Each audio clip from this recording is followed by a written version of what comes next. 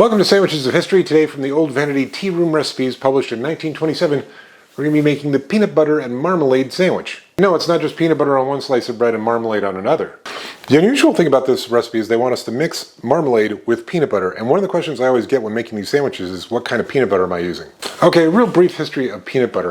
In 1895, the Kellogg brothers patented a process for making peanut butter from steamed peanuts. Of course, nowadays it's made with roasted peanuts. By 1903, Dr. George Washington Carver had developed over 300 uses for peanuts. In 1908, the first commercial jarred peanut butter went up for sale. In 1922, Joseph Rosefield was given a patent because he came up with a process for a way to keep peanut butter fresh for up to a year. And in 1928, Swift & Company became the first company to use that patented process to sell peanut butter. They later changed their name to Peter Pan. The first crunchy peanut butter showed up on the markets in 1934, and sweetened peanut butter wouldn't hit the shelves until 1955. So given that the first company to actually use Rosefield's process for making shelf-stable peanut butter didn't hit the shelves until 1928, and this recipe is from 1927, we're using an all-natural peanut butter. Okay, so now we just mix this up, and we spread that onto bread, and lastly, we run it under the broiler.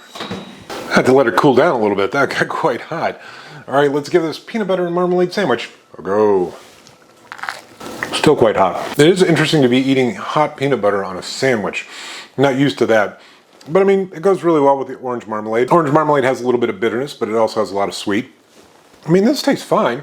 I do want to plus it up a lot. I'm going to add some Chinese 5-spice. It of course has cinnamon, fennel, cloves, star anise, and white pepper. A little bit of ground up Sichuan peppercorns. This will bring a nice little tingly sensation to the sandwich. And a top piece of bread to make it easy to eat.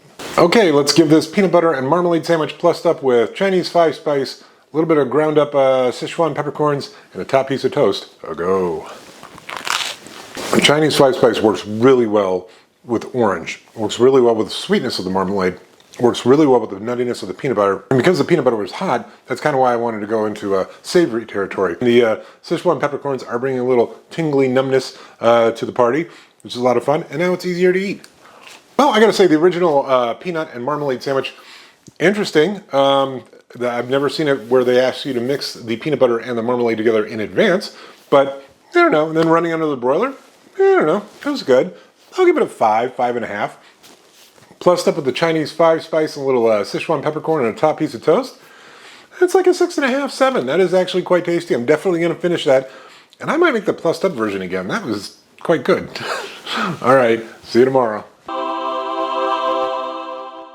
Didn't hit the shelves until 1928, and this recipe is from 1927. We're using an all-natural peanut butter. The more you know.